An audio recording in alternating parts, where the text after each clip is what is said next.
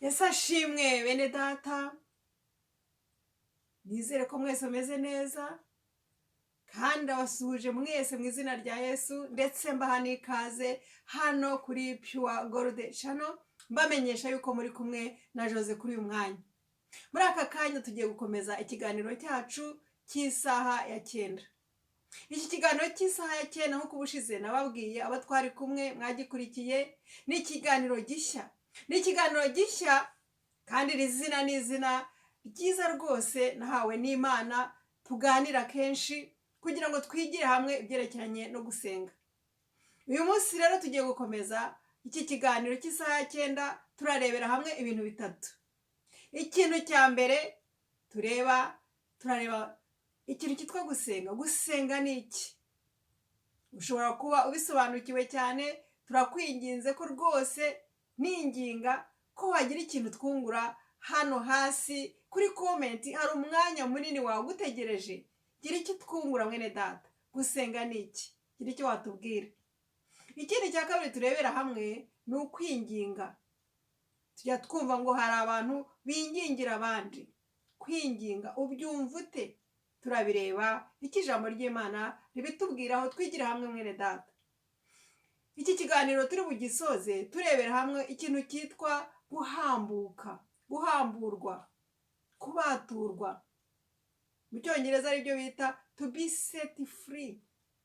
Ese ijambo ry'Imana rero bivugaho iki? Ese umuntu ahamburwa iki kandi ahamburwa nande?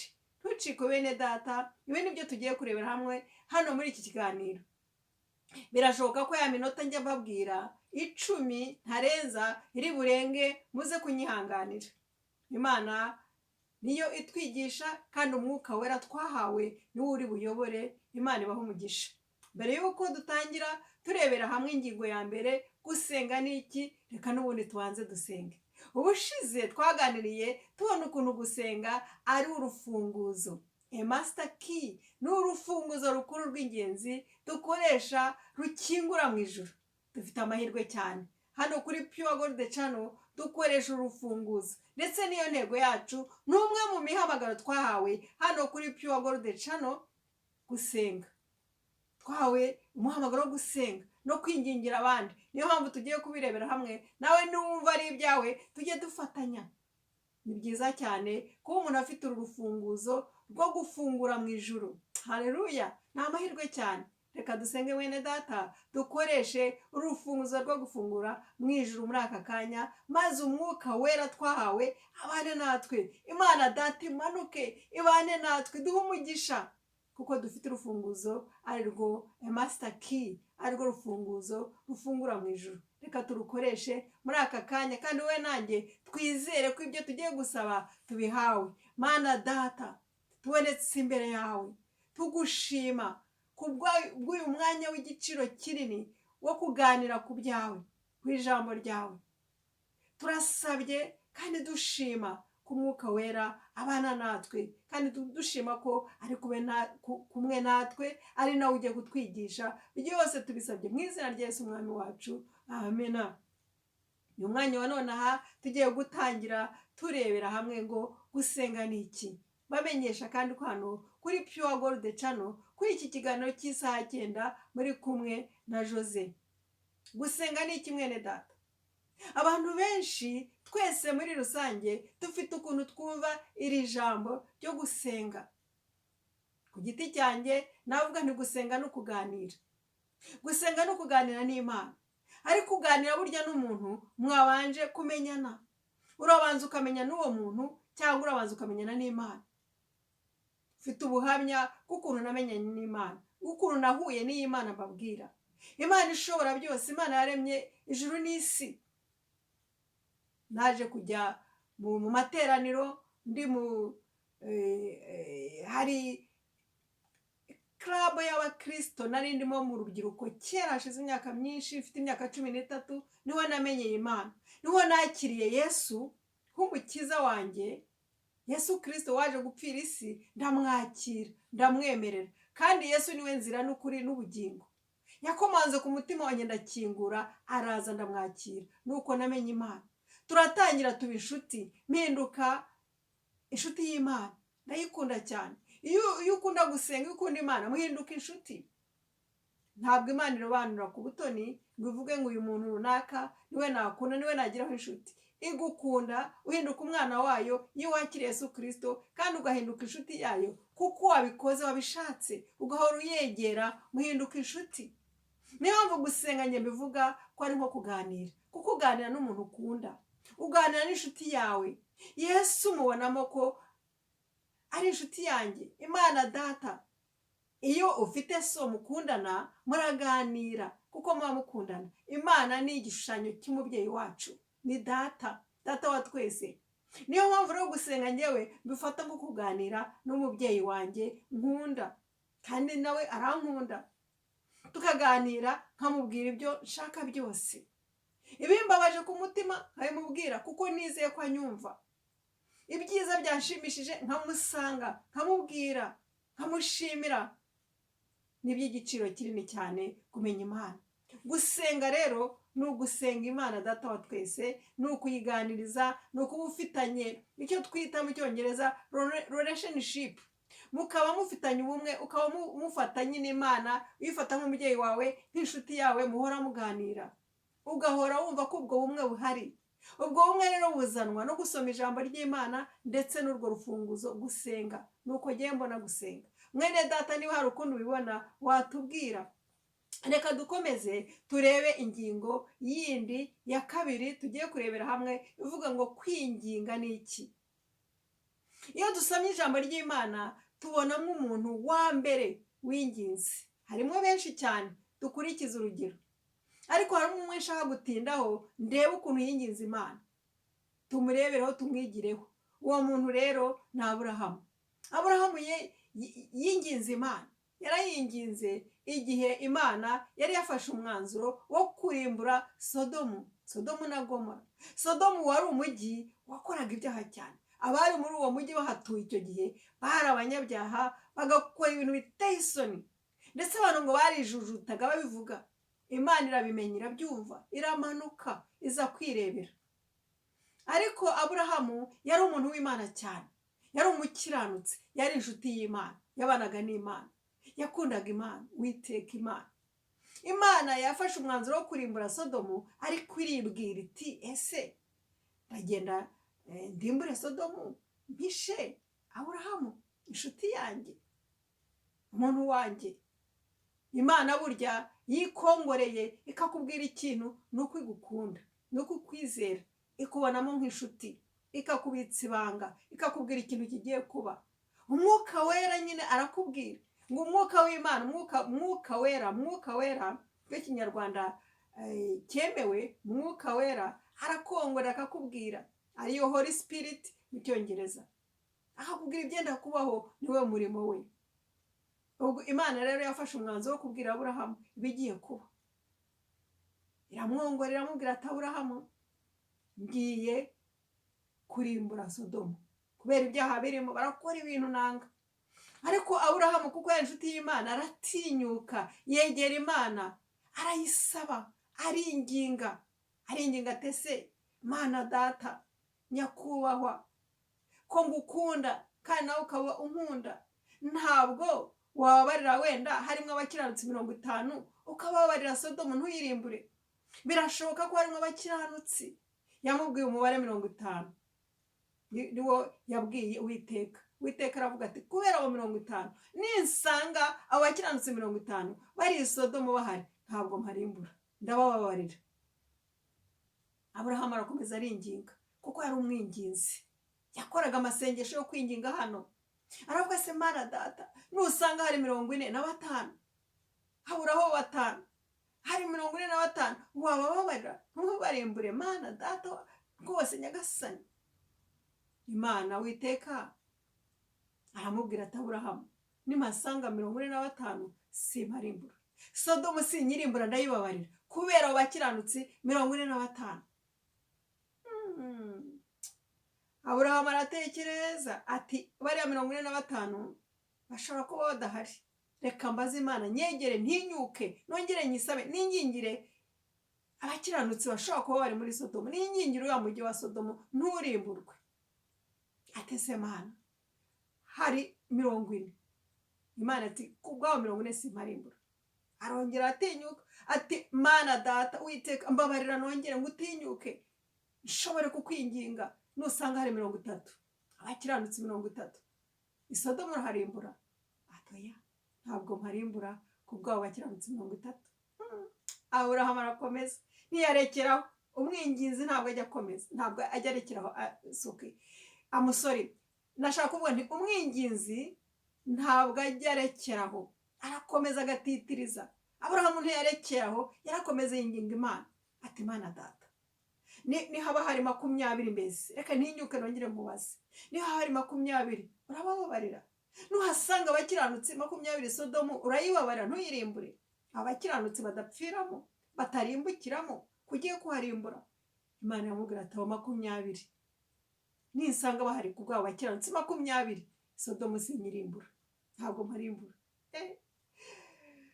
Aburahamu aratekereza ati yewe, ati reka nongere, ati Mana, ati mbabarira nongere rimwe gusa, mbabarira ngusabe rimwe gusa, ndashaka kwingingira aba bantu. Aburahamu yari umwinginzi bene data, nguko kwinginga rero. Arayinginga arabingingira ati nyamuneka Mana mbabarira rwose, ubimbabariremo ntundakarire, reka nkubaze rimwe gusa hasigaye wigendere. Imana yavuga ati Aburahamu, ati ndagukunda, uri inshuti yanjye, ngaho mbaza none se Mana, nuhasanga 10 byonyine gusa abakiranutsi 10 uraharimbura? Imana iramwemerera ati ntabwo mparimbura rwose kuri abo bakiranutsi 10. Imana birangije bamaze kuganira, isiga Aburahamu aho irigendera, Uwiteka arigendera. Aburahamu nawe arangije akazi ko kwinginga, aragenda yisubirira iwe. Bene data, uru ni urugero rwo kwinginga. Uyu ni wo mwinginzi wa mbere wamanitse amaboko. Aburahamu asabira yingingira Sodomu na Gomora ngo hatarimbuka, ngo Imana itaharimbura kubw'ibyaha byabo. Natwe rero njye nawe dukwiye kugira iri shyaka ryo kwingingira igihugu cyacu, ryo kwingingira aho utuye, ryo kwingingira umuryango wawe, ryo kwingingira abana bawe, ryo kwingingira umutware wawe, kwingingira umudamu wawe, kwingingira abaturanyi bawe, abo mukorana se, kwingingira isi. Ni umurimo wanjye nawe ku bantu bakijijwe. Hano kuri Pure Gold Channel tujya tugira ibihe byo gusenga, kandi tuzagira n'ibindi byo gusenga, byo kwingingira abacu, byo kwingingira ibyacu, byo kwingingira imiryango yacu, byo kwinginga gusaba Imana ngo ibabarire isi, ngo itubabarire twese itazaturimbura. Iki ni igihe cyo kwinginga bene data. Nizeye ko byumvikana, iki kintu cyo kwinginga ucyumvise. Ugifite ibibazo kandi utabyumvise neza, ndagusaba nkwinginga ngo shyiraho ikibazo cyawe. Hari umwanya hari handitse ngo comment hasi iyi video, hari handitse ngo comment, shyiraho ikibazo ufite mwene data, turagusubiza. Nushaka kubikora mu ibanga, nabyo uzatwohereza ikibazo cyawe kuri telefone yacu, ndayishyiraho, urayibona hasi. Urabona telefone ya Pure Gold Channel, uzatubaze ikibazo ushaka. Imana iduhane umugisha. Reka twimuke tugere ku kibazo cya gatatu. Aha kuri iki kibazo haravuga ngo guhambuka ni iki, kubohorwa ni iki, cyangwa kubaturwa, aho mu cyongereza bita to be set free. Bisobanura iki? Bisobanura ubyumva ute? Ese ijambo ry'Imana ribivugaho iki? Reka nihuse turebe amagambo ari muri Yohana ibice 8 ku murongo wa 36. Haratubwira ngo nuko umwana n'ababatura muzaba mubatuwe by'ukuri. Umwana, hano ijambo ry'Imana ritubwira ni Yesu Kristo, kuko ni umwana w'Imana, ni umwana w'intama. Yesu Kristo afite amazina menshi tuzagenda tuyareba. Ngo umwana ari we Yesu Kristo nakubatura uzaba ubatuwe by'ukuri. Iki ni cyo gisubizo cyo kubaturwa. Wavuga uti kubatwa n'iki? Ubaturwa iki? Kugira ngo ube free, ube ufite umudendezo, ube uhambutse, ube usenga uhambutse nta kigukoma. Niki kiba kiguhambiriye? Ijambo ry'Imana riratubwira ngo twese abo mu isi, hano uyu mubumbe w'isi nkunda kuwifashisha, twese abatuye hano muri uyu mubumbe w'isi, twese, ari abatubanjirije, ari abariho uyu munsi wa none, ari abazavuka, umuntu uwo ari we wese yakoze ibyaha. Wese, nanjye nawe, twakoze ibyaha, ntitwashyikira ubwiza bw'Imana. Imana niyo yera, Yesu Kristo ni umukiranutsi, ntigeze akora icyaha. Mwuka w'Imana nyine urera, nta cyaha, mu ijuru niho hataba icyaha. Ariko hano ku isi twese twakoze ibyaha, ntitwashyikira ubwiza bw'Imana. Ibyo byaha rero nibyo bijya bituboha, bikakuboha, bikaguhambira. Ntugire umudendezo, ntumve uri free, nta freedom, nta mudendezo ufite wo kubyinira Imana, nta mudendezo wumva wo kujya imbere y'Imana ngo uyisenge. Ariko hari inkuru nziza, hari inkuru nziza mwene data. Niba wumva hari icyaha kikuboshye, niba wumva hari icyaha kikubuza amahoro, kikubuza umudendezo, kikubuza gusimbuka no kubyinira Imana, kikubujije amahoro muri wowe, hari inkuru nziza. Hari umuntu wakubohora, hari Imana yakubohora. Ngo umwana natubohora tuzaba tubohowe by'ukuri. Yesu Kristo arategereje, niwe uzakubohora, niwe uzaguha freedom, niwe uzaguha umudendezo, niwe uzaguha amahoro, umunezero. Azagukuraho ikimwaro cyose Satani yakuzanye. Icyo cyaha cyagushyize mu mwijima kizakurwaho n'amaraso ya Yesu Kristo. Ariko hari ikintu ugomba gukora, ni ukumwemerera Yesu Kristo. Ahora akomanga ku mutima wawe ati kingura Jose, kingura runaka. Nukingura azinjira, azi wawe musangire, azi wawe akubabarire, nawe utere intambwe yo kumwakira kandi wihane, umusabe imbabazi. Arababarira. Yesu Kristo ngo niwe nzira n'ukuri n'ubugingo, niwe tunyuraho kugira ngo tugere kuri ya Mana nababwiraga yaganiriye na Aburahamu. Dusenga ya Mana Aburahamu yasenze, yingingiye Sodomu. Sodomu niba yararimbutse nuko nta muntu n'umwe wari uhari w'umukiranutsi, bose bari barakoze ibyaha kandi nta washakaga kubireka ngo ahindukire yihane. Nitutihana ibyaha byacu bizakomeza bitubohe, biduhambire, kandi Imana niza kurimbura isi uzarimbuka, kuko ni ijambo ry'Imana.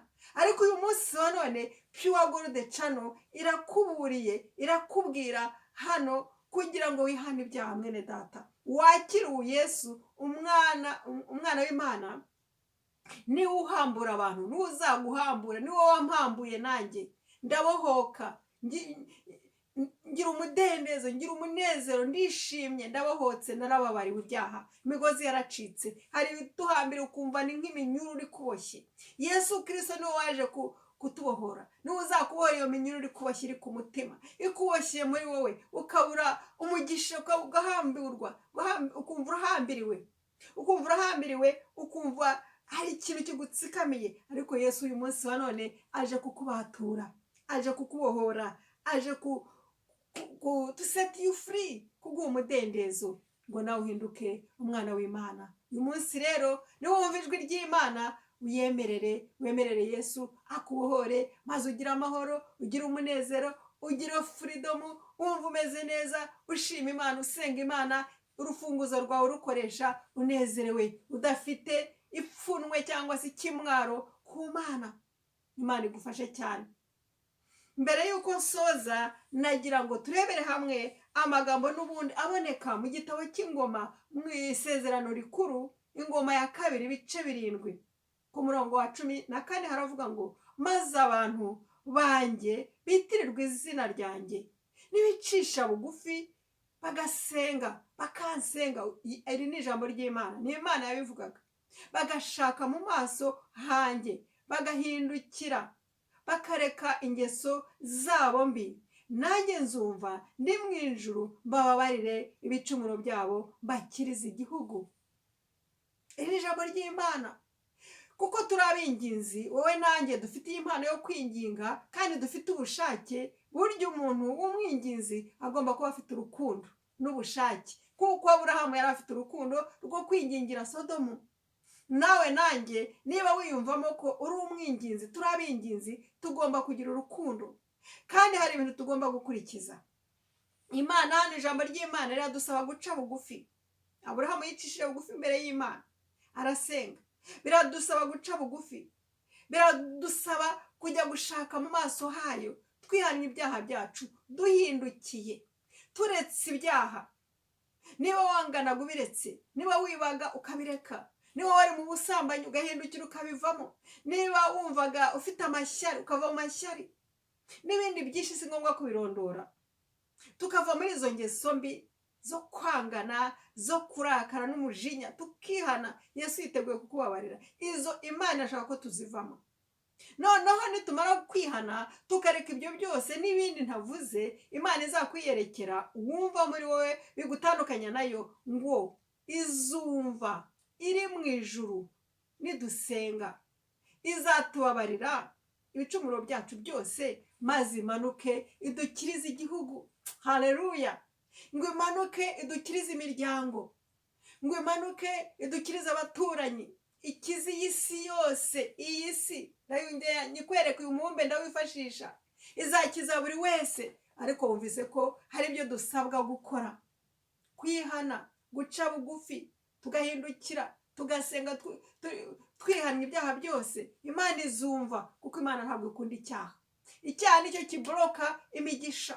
Icyaha nicyo gituma Imana itumva, nicyo gituma rwa rufunguzo rwa master key rwo gusenga turukoresha Imana ntidusubize. Imana itubabare bene data. Reka mpinira aha, soreza aha, mbere yo kurangiza, mbere yo gusoza, nagira ngo nsabe umuntu wese uri kunyumva, niba hari uhari atari yakira Yesu, atari yemerera uyu mwana w'Imana Yesu Kristo waje kuducungura, ngo amuhambure, ngo amubohore, kuko nta wundi ubohora, nagira ngo musengere kandi mwingingire. Azamura ikiganza, turafatanya gusenga, kuko Imana yabimpereye uburenganzira yuko nzajya nsengera abantu bagakizwa, ndetse n'abo nzajya nsengera bazajya bakira indwara. Ni ijambo ry'Imana, ndabyizeye, kuko Imana yambwiye ati genda uvuga ubutumwa bwiza hano kuri Pure Gold Channel, ndetse no mu bundi buryo, nsengere n'abantu bazajya bakizwa. Nibemera tuzajya dufatanya, Imana ibababarire, babarirwe ibyaha kandi bakire n'uburwayi. Iri ni ijambo ry'Imana. Urabyizeye? Niba ubyizeye, zamura ikiganza dufatanye gusenga. Mana Data, ndagushima kubw'uyu muntu wemeye kuzamura ikiganza, aho ari mu cyumba cye, aho ari yicaye, ari wenyine, aryamye se, aho ari hose, utsinzwe n'ijambo ryawe, wemeye kwakira Umwami Yesu kugira ngo amubohore, amuhambure ibimuruhije byose, kandi ahinduke nawe umwana w'Imana. Ndamusabira Mana, mugirire neza, mufashe, mubabarire, ndamusabira imbabazi. Ibyaha ibyo ari byo byose bimuboshye, bimubabarire Mana. Nifatanyije nawe, ndamusabira imbabazi, mubabarire Data. Uramuzi kandi twese uratuzi. Zamuye iyi si imbere yawe, buri wese utuye hano mu mubumbe w'isi, musabiye umugisha Mwana. Abafite intambara zirangire, abafite uburwayi bukire mu izina rya Yesu Kristo. Ndabasabiye, ndabingingiye, nk'uko Aburahamu yingingiye Sodomu.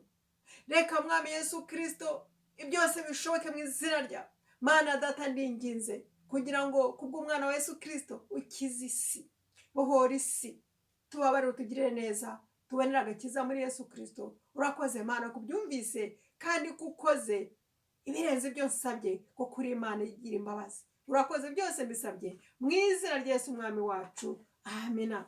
Bene Data, twari kumwe hano kuri iki kiganiro cyacu, hano kuri iyi channel yacu y'Abakristo, Pure Gold Channel. Nagira ngo ngushimire umwanya wawe wafashe wo kugira ngo tuganire hano ijambo ry'Imana. Twaganiriye ku bisobanuro by'ijambo gusenga n'iki, tuganira no ku bisobanuro byo kwingingira abandi, gusengera abandi, tuganira no ku bisobanuro byo guhambuka tukabohorwa n'Umwami wacu Yesu Kristo. nizeye ko ibiganiro byagushimishije kandi nanezezwa cyane cyane nuko wagira ikintu ushyiraho hariya hari umwanya wa komenti hasi hano y'iyi videwo, ugira icyo wandikaho, ugira icyo umbwira, menya uko nsenga, niba bigushimishije ugira ikintu ushyiraho wenda amena gusa, niba se kandi hari ikindi kibazo ukidushyirireho, Imana izaguha umugisha kandi bizanezeza cyane kugira ngo numve nawe icyo twungura n'icyo ukuntu umuntu mbese yakwiyungura urabyumva. Imana iguha umugisha, ni ukuri kumpera umugisha kubw'igihe cyawe. Tuzakomeza ubutaha, ntuzacike. Niba kandi unejejwe n'ubu butumwa bwiza hano kuri Pure Gold Channel, sangiza abandi, fasha gukora umurimo uwoherereza abandi, birashoboka cyane. Imana iguha umugisha, ndakomeza kugusabira umugisha mwinshi, unezerwe, kandi sinabura gusoza no guhagarika iki kiganiro ntakwifurije Pentekote nziza. Pentekote izakubere nziza igihe twibuka Imana yasutse umwuka wayo, imbaraga zayo ku itorero ryaho. Niwe itorero ryavutse. Iyo Pentekote itabaho simba ndi hano kuri Pure Gold Channel. Nanjye byangezeho, ndi itorero ry'Imana kandi ndakorera Imana. Imana iguha umugisha, tuzakomeza ubutaha mwene data. Be blessed. Bye bye.